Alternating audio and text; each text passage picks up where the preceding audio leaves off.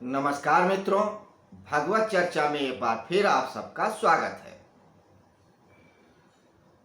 हम लोग भगवत गीता के 18वें अध्याय मोक्ष संन्यास योग पे चर्चा कर रहे हैं और इस अध्याय के 45 श्लोकों तक हम लोगों ने बात किया है।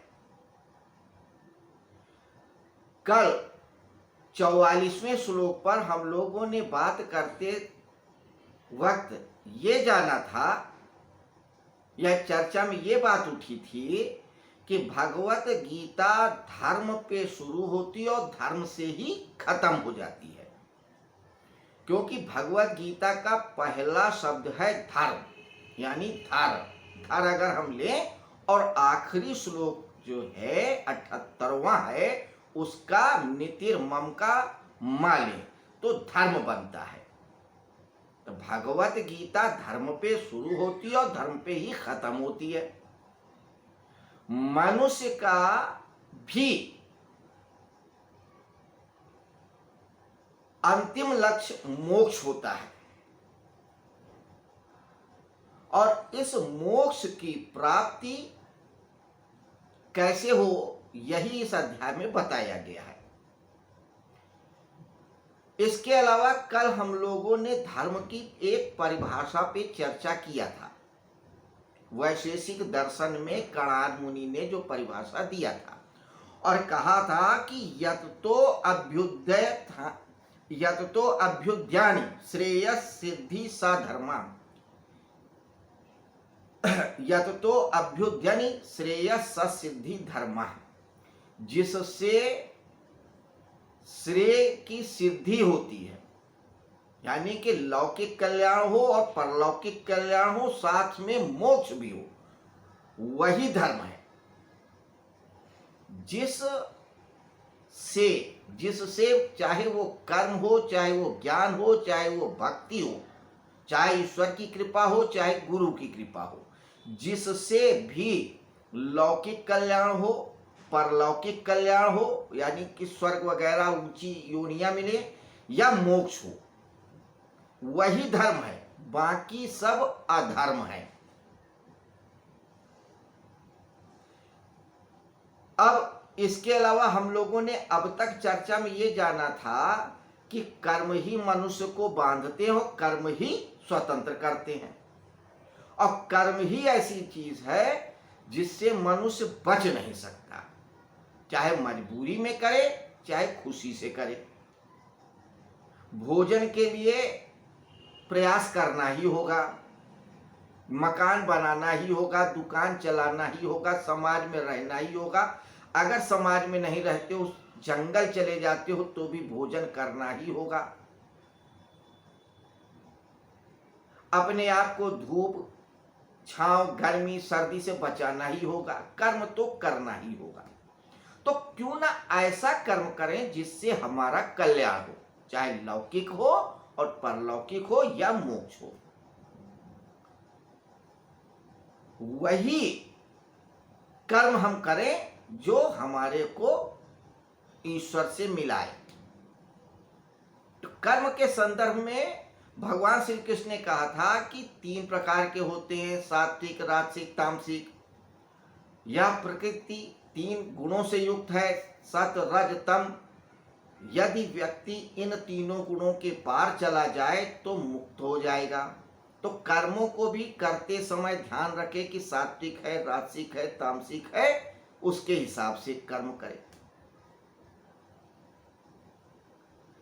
पिछले श्लोक में भी उन्होंने कहा था कि आप अगर नहीं ध्यान रख पाते हैं कि कौन सा कर्म सात्विक है, कौन सा राजसिक, कौन सा तामसिक, तो आप अपने स्वभाव के अनुसार कर्म करें, जो आपका स्वभाव हो।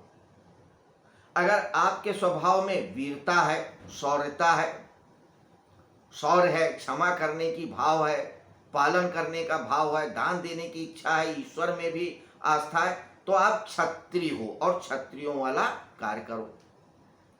अगर आपका अध्ययन में मन लगता है, सत्य की खोज में मन लगता है, तो आप ब्राह्मण हो और ब्राह्मण का कर्म करो। ऐसे ही लेन देन में, व्यापार में मन लगता है तो आप वैश्य हो, वैश्य का काम करो।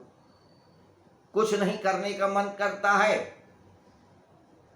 सिर्फ सेवा करके ही मेवा खाने का मन करता है तो आप शूद्र हो और उसी का तरह अपना क्रियाकलाप करो, कर्म करो।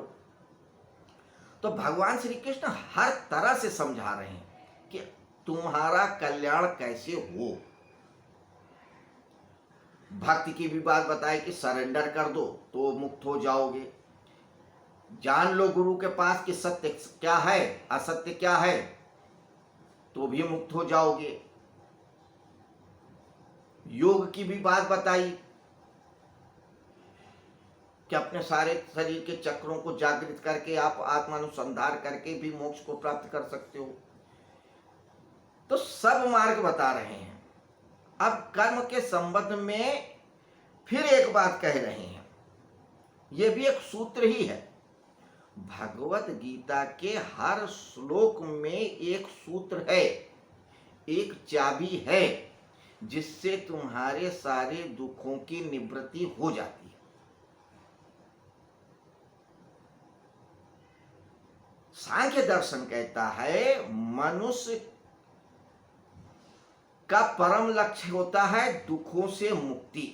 ये जो दर्शन शास्त्र बने हैं, ये जो साधनाएं बनी है, ये जो सब कुछ है, वो सब कुछ दुखों से निवृत्त के लिए है। अगर मनुष्य को दुख ना हो तो भगवान को याद ही ना करे। वेदना, दुख, दर्द चाहिए, तभी वो किसी को याद करता है, किसी को पूछता है। वरना मनुष्य बहुत स्वार्थी इंसान है, पूछेगा ही नहीं। जब बेटी की शादी नहीं हो रही हो, बेटे की नौकरी ना लग रही हो, व्यापार में घाटा हो रहा हो, शरीर में कोई रोग हो गया हो, कोई मुकदमा हो गया हो, तभी आप मंदिर जाते हो, चढ़ावा चढ़ाते हो, आरती गाते हो, मंगल गान करते हो। सब कुछ गुडी गुडी है तो आप सब कुछ भूले रहते हो। तो वेदना, दर्द ही है जो ईश्वर की ओर लेके जाती है। इसीलिए सांख्य दर्शन कहता है कि मनुष्य का परम लक्ष्य है दुख से निवृत्ति। और ये दुख 3 प्रकार के होते हैं, आध्यात्मिक,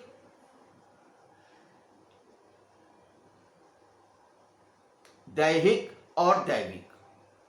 दैहिक, शरीर में कोई प्रॉब्लम हो गई है। दैवी, बाढ़ आ गया, भूकंप आ गया, कोरोना आ गया। और आध्यात्मिक, जिसमें सब कुछ पाने के बाद लगता है कि नहीं, कहीं कुछ कोई कमी है, समथिंग इज मिसिंग।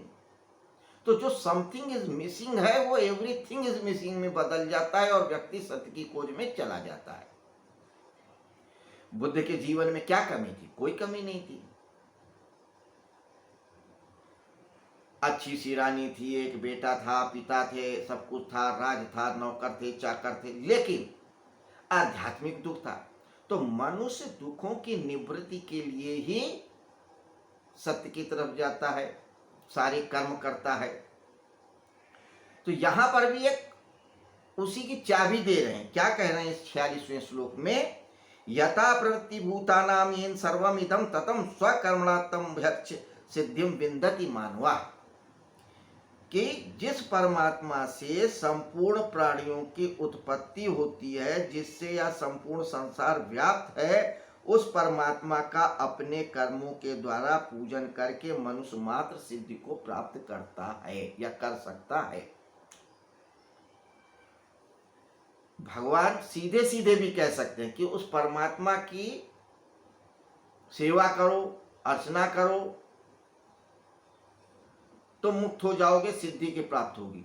लेकिन क्या कह रहे हैं कि जिस परमात्मा ने संपूर्ण प्राणियों की उत्पत्ति होती है या जिससे उत्पत्ति होती है, क्योंकि मनुष्य की एक और आदत होती है, वो जब तक कोई ऐसा व्यक्ति नहीं मिलता जो उससे ज्यादा ताकतवर हो, ज्यादा हो कंपैरेटिवली, चाहे ज्ञान हो, चाहे धन हो, चाहे बल हो, अगर व्यक्ति को कोई ऐसा ना मिले जो उससे ज्ञान, बल और धन में या किसी भी रूप में ज्यादा ना हो तो वो मानेगा ही नहीं, वो अपने आप को ही सर्वश्रेष्ठ मानेगा। चाहे रावण रहे हों, चाहे हिरण्यकशिप रहे हों, चाहे हिटलर रहे हों, मुसोलिनी रहे हों, तैमूर लंग रहे हों, कोई भी रहा हो। तो इसीलिए बता रहे हैं, याद दिला रहे हैं कि देख अर्जुन, जिसने इस संसार को रचा, इतने बड़े संसार को, पृथ्वी है, सूरज है, तारा है, ग्रह है, नक्षत्र है, निबुला है, आकाश गंगा है, पूरब है, पश्चिम है, समय है, काल है, दिक है, पाप है, पुण्य है, मनुष्य है, जानवर है, देवता है, गंधर्व है, प्रेत है, पिशाच है, सबको रचा। तो जिसने इतना बड़ा संसार रचा है, जो इतना बड़ा संसार चला रहा है, जो इतने बड़े संसार को खत्म भी कर लेता है, उसी परमात्मा के बताए हुए मार्ग पे चलो, अपने कर्मों से उसी की पूजा करो, अर्चना करो, अभ्यर्थना करो, तो वो तुमको मुक्त कर देगा। जिसने इतना बड़ा संसार बनाया है, उसको कितनी देर लगेगी आपको मुक्त करने में?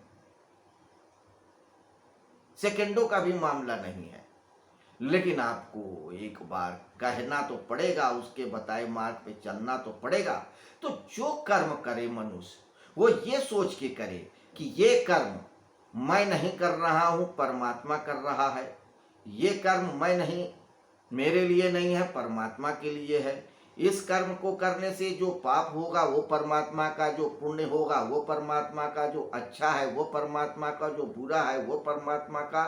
कुछ भी नहीं है, सब कुछ परमात्मा स्वरूप है। ये मेरा कर्म, मेरे भाव, मेरे विचार, मेरी क्रिया, मेरे कलाप, मेरा दुकान, मेरा मकान, सब कुछ परमात्मा का है। तो जब सब कुछ परमात्मा को मान के आप कर्म करोगे तो आप मुक्त ही हो जाओगे।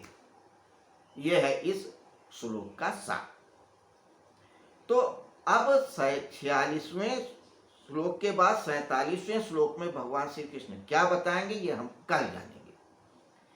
लेकिन आज की चर्चा समाप्त करते समय उन्हीं बातों को फिर से दोहरा लें कि भगवत गीता में 18 अध्याय हैं, 700 श्लोक हैं। धृतराष्ट्र, संजय, अर्जुन और भगवान श्री कृष्ण के बीच वार्तालाप है। भगवत गीता मन का विज्ञान है। भगवान श्री कृष्ण मनोवैज्ञानिकों के भी मनोवैज्ञानिक हैं। भगवत गीता में चारों वेद, 18 पुराण और 108 उपनिषदों का सार है। महाभारत का सार है, संक्षेप है। ये ऐसा अनूठा ग्रंथ है जिसके एक एक श्लोक में मनुष्य के कल्याण की बात कही गई है। ये ग्रंथ भगवत गीता से पूजा के लिए नहीं है, माथा टेकने के लिए नहीं है, पूजा की अलमारी में रखने के लिए नहीं है। इसको पढ़ने के लिए है, मनन करने के लिए है, चिंतन करने के लिए है, जीवन में उतारने के लिए है, अपने कल्याण के लिए। तो अगर आप सनातन धर्म को फलता फूलता देखना चाहते हैं, अपने बच्चों को अच्छा संस्कार देना चाहते हैं, खुद भी कल्याण को प्राप्त होना चाहते हैं, तो भगवत गीता जरूर पढ़ें। बाकी आपकी मर्जी। खैर, कल फिर मिलते हैं इसी समय, इसी जगह, इसी वक्त 47वें श्लोक पे चर्चा के लिए। शुभ रात्रि।